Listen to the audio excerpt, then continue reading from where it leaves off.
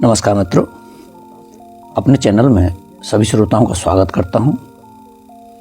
आज की प्रस्तुति में लेकर आया हूं स्वामी विवेकानंद जी के विचार।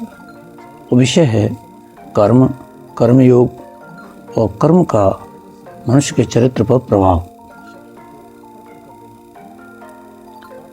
बाह्य रूप से देखने पर लगता है कि मनुष्य का सर्वप्रथम लक्ष्य सुख की प्राप्ति है, किंतु यह सर्वदा सत्य नहीं है। मानव जाति का चरम लक्ष्य ज्ञान लाभ है। मनुष्य का अंतिम ध्येय सुख नहीं वरन ज्ञान है, क्योंकि सुख और आनंद का तो एक न एक दिन अंत हो ही जाता है। अतः यह मान लेना कि सुख ही चरम लक्ष्य है मनुष्य की भारी भूल है। संसार में सब दुखों का मूल यही है कि मनुष्य अज्ञानवश यह समझ बैठता है कि सुख ही उसका चरम लक्ष्य है, पर कुछ समय के बाद मनुष्य को यह बोध होता है कि जिसकी ओर वह जा रहा है वह सुख नहीं वरन ज्ञान है, तथा सुख और दुख दोनों ही महान शिक्षक हैं, और जितनी शिक्षा उसे सुख से मिलती है उतनी ही दुख से मिलती है।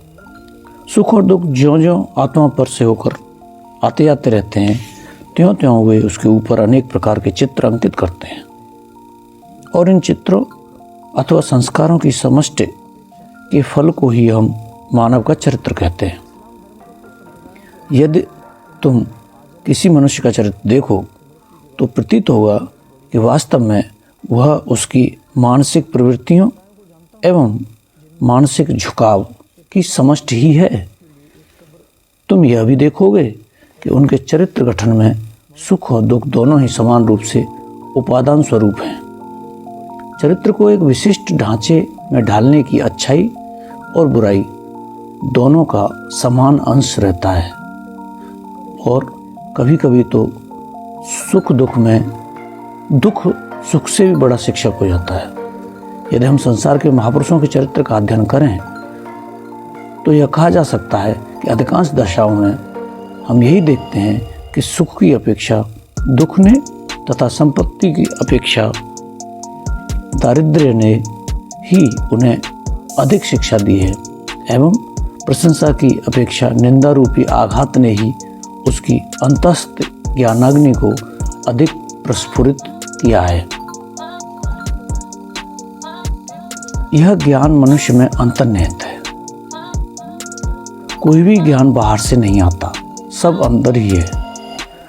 हम जो कहते हैं कि मनुष्य जानता है, उसे ठीक ठीक मनोवैज्ञानिक भाषा में व्यक्त करने पर हमें कहना चाहिए कि वह आविष्कार करता है। मनुष्य जो कुछ सीखता है वो वास्तव में आविष्कार करना ही है। आविष्कार का अर्थ है मनुष्य को अपनी अनंत ज्ञान स्वरूप आत्मा के ऊपर से आवरण को हटा देना। हम कहते हैं कि न्यूटन ने गुरुत्वाकर्षण का आविष्कार किया, तो क्या वह आविष्कार नहीं? तो क्या वह आविष्कार कहीं एक कोने में बैठा हुआ न्यूटन की प्रतीक्षा कर रहा था? नहीं, वह उसके मन में ही था। जब समय आया तो उसने उसे ढूंढ निकाला। संसार ने जो कुछ ज्ञान लाभ किया है वह मन से ही निकला है। विश्व का असीम पुस्तकालय हमारे मन में ही विद्यमान है। बाह्य जगत तो तुम्हें अपने मन को अध्ययन में लगाने के लिए उद्दीपक तथा सहायक मात्र है, परंतु प्रत्येक समय तुम्हारे अध्ययन का विषय तुम्हारा मन ही है। सेब का गिरना न्यूटन के लिए उद्दीपक कारण स्वरूप हुआ, और उसने अपने मन का अध्ययन किया। उसने अपने मन में पूर्व से स्थित भाव श्रृंखला की कड़ियों को एक बार फिर से व्यवस्थित किया और उनमें एक नई कड़ी का आविष्कार किया। उसी को हम गुरुत्वाकर्षण का नियम कहते हैं। यह न तो सेब में था और न ही पृथ्वी के केंद्र में स्थित किसी अन्य वस्तु में ही। अतएव समस्त ज्ञान, चाहे वह व्यावहारिक हो अथवा पारमार्थिक, मनुष्य के मन में ही निहित है। बहुधा यह प्रकाशित न होकर ढका रहता है, और जब आवरण धीरे धीरे हटता जाता है तो हम कहते हैं कि हमें ज्ञान हो रहा है। ज्यों-ज्यों यह आविष्कार करने की क्रिया बढ़ती है, त्यों तो हमारे ज्ञान की वृद्धि होती जाती है। जिस मनुष्य पर से यह आवरण उठता जा रहा है, वह अन्य व्यक्तियों की अपेक्षा अधिक ज्ञानी है, और जिस मनुष्य पर यह आवरण तह पर तह पड़ा है, वह अज्ञानी है। जिस मनुष्य पर से यह आवरण बिल्कुल चला जाता है, वह सर्वज्ञ पुरुष कहलाता है। अतीत में कितने ही सर्वज्ञ पुरुष हो चुके हैं, और मेरा विश्वास है कि अब भी बहुत से होंगे तथा आगामी युगों में भी ऐसे असंख्य पुरुष जन्म लेंगे। जिस प्रकार एक चकमक पत्थर के टुकड़े में अग्नि निहित रहती है, उसी प्रकार मनुष्य के मन में ज्ञान रहता है। उद्दीपक कारण घर्षण स्वरूप हो इस ज्ञानाग्नि को प्रकाशित कर देता है। ठीक ऐसा ही हमारे समस्त भावों और कार्यों के संबंध में भी है।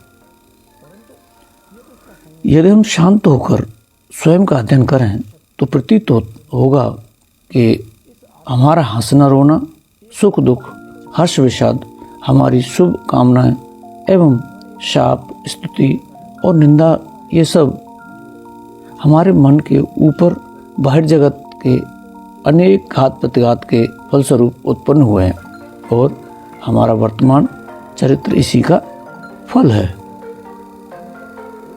ये सब घात प्रतिघात मिलकर कर्म कहलाते हैं। आत्मा की आभ्यंतरिक अग्नि तथा उसकी अपनी शक्ति एवं ज्ञान को बाहर प्रकट करने के लिए जो मानसिक अथवा भौतिक घात पर पहुंचाए जाते हैं, वही कर्म है। यहाँ कर्म शब्द का उपयोग व्यापक रूप में किया जाता है। इस प्रकार हम सब प्रतिक्षण ही कर्म करते रहते हैं। मैं तुमसे बातचीत कर रहा हूँ, यह कर्म है। तुम सुन रहे हो, यह भी कर्म है। हमारा सांस लेना, चलना आदि भी कर्म है। जो कुछ हम करते हैं वह शारीरिक हो अथवा मानसिक, सब कर्म ही है, और हमारे ऊपर वह अपना चिन्ह अंकित कर जाता है।